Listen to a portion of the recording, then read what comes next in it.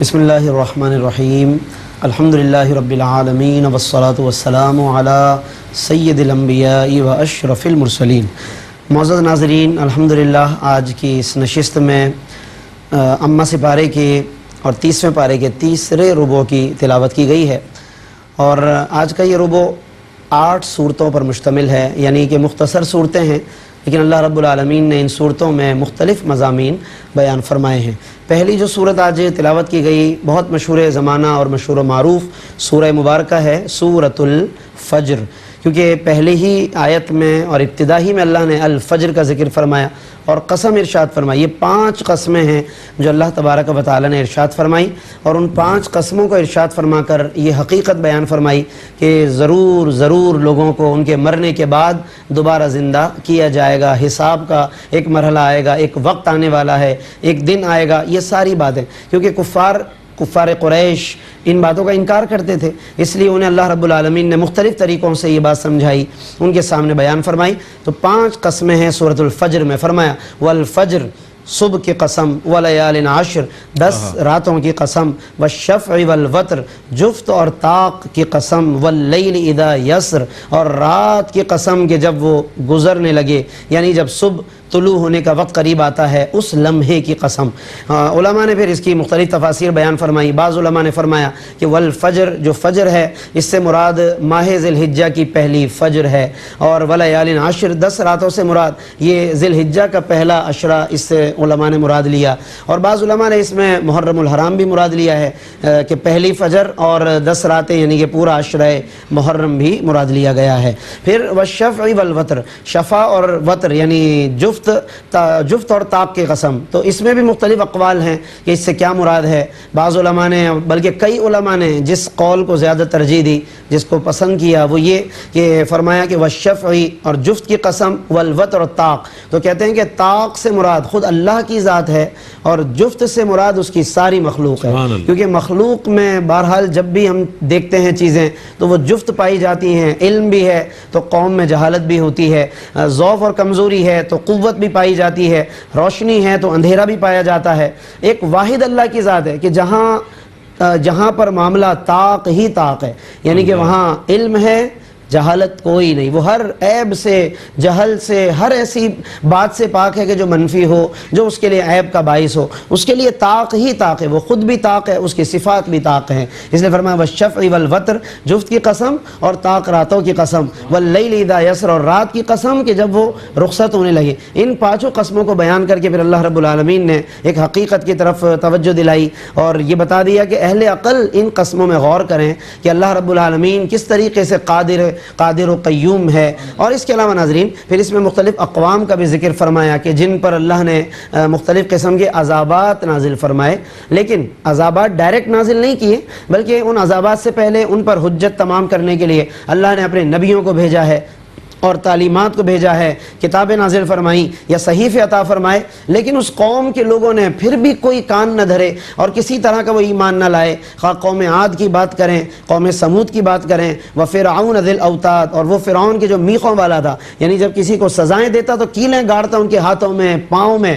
حضرت be be Asiya جو اس کی زوجہ تھی لیکن اسلام لا چکی تھی، ان کو بھی جب اس نے سزا دی تو ان کے ہاتھوں، پیروں، ہر طرف کیلیں اس نے باقاعدہ گاڑ دی، اور جب اس تکلیف اور کرب میں بی بی آسیہ نے اللہ کو پکارا تو علماء لکھتے ہیں کہ اس کرب کے عالم میں اللہ رب العالمین نے اسی حالت میں انہیں جنت میں ان کا ٹھکانہ دکھا دیا۔ اور چنانچہ ایک طرف فرعون سمجھ رہا ہے کہ کرب اور اذیت سے گزر رہی ہیں، لیکن اللہ نے وہ ساری اذیت ان سے نکال کر انہیں جنت کے ٹھکانے دکھا کر انہیں آرام عطا فرمایا۔ تو یہ اس طرح کی ظلم کی روح فرسا داستان تاریخ کا حصہ ہیں کہ جنہوں نے جھٹلایا اللہ تبارک و تعالیٰ کو، اس کے رسولوں کو، اس کے پیغام کو، تو پھر اللہ رب العالمین نے فرمایا کہ فصب علیہم ربک صوت عذاب، کہ پس آپ کے رب نے ان پر عذاب کا کوڑا برسایا، یعنی پھر ان کی گرفت آئی ہے، مختلف اقوام کی مختلف طریقوں سے گرفت آئی۔ تو اس لیے ظلم و ستم کی بھی بہرحال ایک انتہا ہے، ظلم جب بڑھتا ہے تو مٹ جاتا ہے، ہمیشہ یہ بات یاد رکھنی چاہیے۔ اللہ نے تاریخ عالم کے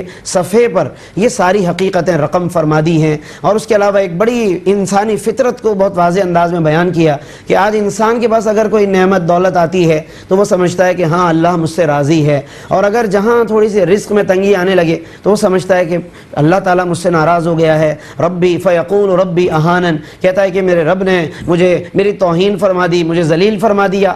یعنی اس کا مطلب ہے کہ دولت کے ہونے نہ ہونے کو انسان اپنے رب کے قرب کا معیار سمجھ رہا ہے. اللہ رب العالمین نے فرمایا کہ ہرگز ایسا نہیں، بلکہ یہ معیار ہی نہیں ہے. اصل معیار تو اللہ تبارک و تعالیٰ کی رضا ہے، اچھے اعمال ہیں. وہ جس سے راضی ہو تو پھر اللہ تبارک و تعالیٰ اس پر اپنا کرم فرماتا ہے، اور جس سے وہ ناراض ہو تو اس سے وہ ناراض ہو جاتا ہے. دولت کی بنیاد پر یہ فرق کرنا اور یہ سمجھنا کہ رب ناراض ہے یا ناراض، یہ تقسیم ایمانی تقسیم نہیں ہے، بلکہ حدیث میں علماء نے ایک روایت بھی لکھی، یقول اللہ عز وجل، اللہ عز وجل فرماتا ہے کلا انی لا اکرم من اکرمت بکثرت الدنیا، کہ میں جسے بھی عزت دیتا ہوں تو کثرت دولت کی بنا پہ نہیں دیتا ہوں. اور آگے فرمایا ولا اہین من اہنت بقلتها، اور میں جس کی بھی توہین کرتا ہوں تو قلت دولت سے نہیں. یعنی آج اگر کسی کے پاس دولت نہیں ہے ہم یہ سمجھیں کہ اللہ اس سے ناراض ہے، یا کسی کے پاس بڑی دولت ہے سمجھے اللہ بڑا راضی ہے اس سے، ہرگز معیار نہیں ہے. ہمیں اپنے معیارات کو سمجھنے درست کرنے کی ضرورت ہے. اور قرآن نے بہت واضح کہہ دیا، پہلے گزر چکی ہے بات، ان اکرمکم عند اللہ اتقاکم، کہ بے شک تم میں زیادہ عزت دار اللہ کے نزدیک وہی ہے جو زیادہ تقوی والا ہے. اور اسی صورت کے اختتام پر اللہ رب العالمین نے نفس مطمئنہ کا بڑا خوبصورت بیان کیا ناظرین، کہ جب وہ انسان کہ جس نے دنیا میں اللہ کے ساتھ راضی ہو کر وقت گزارا، اللہ سے راضی جو رہا. آج ہم سب یہ تو چاہتے ہیں کہ اللہ ہم سے راضی ہو جائے، لیکن کبھی ذرا سروے کریں لوگوں کا یا اپنا تجزیہ کریں کہ اللہ سے، اللہ کے راضی ہونے کا سوال تو کرتے ہیں، کیا کبھی سوچا کہ ہم بھی راضی ہیں یا نہیں اس کے ساتھ؟ اللہ جب مشکلات کو نازل کرتا ہے تو ہم تڑپنے لگ جاتے ہیں، بلکنے لگ جاتے ہیں، ہم راضی نہیں تھے. رابعہ بصریہ رضی اللہ عنہ کا غالباً واقعہ ہے، ان کے پاس ایک بزرگ آئے اور رابعہ بصریہ کے پاس آ کر وہ کہنے لگے کہ میں چاہتا ہوں آپ میرے لیے دعا کریں، دعا فرمائیں کہ اللہ مجھ سے راضی ہو جائے. حضرت رابعہ بصریہ نے فرمایا آپ بھی اللہ سے راضی ہیں یا نہیں؟ یعنی ہم اللہ سے راضی ہونے کا ناظرین سوال کرتے رہیں، دعائیں کرتے رہیں، اور خود اللہ سے راضی نہ ہو. یاد رکھیے گا کہ وہ نفس کہ جو اللہ سے راضی ہو جائے اس کو نفس مطمئنہ کہتے ہیں. اس کا مقام کیا ہے؟ جب ایسے شخص کو موت آتی ہے، جب وہ دنیا سے جانے کا وقت آتا ہے، فرشتے اس کے استقبال کے لیے آتے ہیں اور کہتے ہیں یا ایتھا النفس المطمئنہ، اے نفس مطمئنہ، یعنی اللہ سے راضی ہونے والے، ارجعی الی ربک، چلو اپنے رب کی طرف، راضیۃ مرضیہ، اس حال میں کہ تم اس سے راضی رہے اور وہ تم سے راضی. فادخلی فی عبادی، پس میرے خاص بندوں میں شامل ہو جاؤ. وادخلی جنتی، اور میری جنت میں داخل ہو جاؤ. تو یہ ناظرین بڑا اہم مضمون ہے، ہمیں اس پر رک کر نفس کی جو اقسام اس سے پہلے ہم نے ذکر کی تھی غور کرنا چاہیے، اور کوشش کریں کہ ہمارا دل، ہمارا ضمیر، ہمارا نفس، ہمارا باطن مطمئن ہو جائے، یعنی اللہ کے ساتھ راضی ہو جائے، نیکیوں میں لطف آئے، نیکی کا وقت گزرنے لگے تو ہمارے دل میں بے چینی ہو. یہ علامت علماء نے بیان فرمائی کہ اگر کوئی شخص یہ جانچنا چاہے کہ میرا نفس بھی نفس مطمئنہ ہے یا نہیں تو وہ عبادات میں اپنے آپ کو جانچ لے. لوگوں کی مدد کر کے اسے کیسا فیل ہوتا ہے، عبادت کر کے کیسا لگتا ہے، رمضان کا مہینہ آتا ہے تو بوجھ لگتا ہے یا خوشی ہوتی ہے. یہ تمام مثالیں جانچنے کی ہیں. قرآن کی تلاوت کے وقت دل لگتا ہے یا دل کترانے لگتا ہے. تو ضرور اس صورت کے مضامین میں سمجھتا ہوں کہ ہمارے لیے بہت بڑا سامان نصیحت ہے. کاش کہ ہم اس کو غور و فکر کے ساتھ تلاوت کریں. اور اس کے ساتھ سورۃ البلد کی تلاوت کی گئی، بہت معروف سورت قرآن کریم کی سورۃ البلد، کیونکہ اس میں البلد شہر مکہ کی قسم ارشاد فرمائی، لا اقسم بہذا البلد، اللہ فرماتا ہے مجھے شہر مکہ کی قسم. اب یہاں پر رک کر اگر ہم غور کریں کہ اللہ نے شہر مکہ کی قسم کیوں ارشاد فرمائی، ہو سکتا ہے کہ ہمارے ذہن میں مختلف وجہیں اور وجوہات آئیں. ہو سکتا ہے خانہ کعبہ کی وجہ سے، مقام ابراہیم کی وجہ سے، آب زمزم کی وجہ سے، صفا مروہ کی وجہ سے، بہت سی قسموں کی وجہ ہو سکتی ہیں کہ اللہ نے شاید اس بنا پر قسم کھائی. فرمایا نہیں، وَأَنْتَ حِلٌّ بِهَذَا الْبَلَدِ، پیارے اس شہر کی اس لیے قسم کہ آپ اس شہر میں جلوہ افروز ہیں. آپ صلی اللہ علیہ وسلم اس شہر میں جلوہ افروز ہیں، آپ یہاں پر بستے اور رہتے ہیں. معلوم یہ ہوا کہ وجہ فضیلت مصطفیٰ کریم کی ذات ہے. بے شک وہ ساری وجہیں بھی درست ہیں کہ خانہ کعبہ بھی وجہ فضیلت، صفا مروہ بھی وجہ فضیلت، لیکن اللہ نے وہ وجہ بیان کی کہ جن کے طفیل ان چیزوں کو بھی فضیلت ملی ہے. حرم بھی حرم بنا تو مصطفیٰ کریم کے طفیل. تو گویا کہ وجہ فضیلت اصلاً مصطفیٰ کریم صلی اللہ علیہ وسلم کی ذات کو اللہ نے بنا دیا. یہ قسمیں ارشاد فرمانے کے بعد پھر انسان کو ایک بڑی حقیقت کی طرف توجہ دلائی اور ہمیں بھی غور کرنا چاہیے. فرمایا لقد خلقنا الانسان فی کبد کہ بے شک ہم نے انسان کو بڑی مشقت میں زندگی گزارنے کے لیے پیدا کیا. آج ہم سمجھتے ہیں کہ دنیا میں شاید ہم اس لیے آئے ہیں کہ بڑا آرام، بڑا سکون، بڑی راحت ملے ہمیں. قرآن نے بیان کر دیا بہت پہلے ہی لقد خلقنا الانسان فی کبد، انسان آیا ہی مشقتوں کے لیے. لہذا اگر یہاں پر کسی کو مشقت اور تکلیف آئے تو حیرت اس پر نہیں ہونی چاہیے، حیرت تو آرام پر ہونی چاہیے کہ میں آیا تو تکلیفوں میں تھا، تکلیفوں کے لیے آیا تھا، یہ آرام کیسا ہے. آج لوگوں کو مشقتوں پہ حیرت ہوتی ہے کہ جناب یہ تو بڑا مشکل کام بتا دیا آپ نے، یہ شریعت کا حکم آپ نے بڑا مشکل والا بتا دیا. فرمایا نہ یہ تو اصل ہے، اصل یہ قیامت کے دن آخرت میں آرام اصل ہے.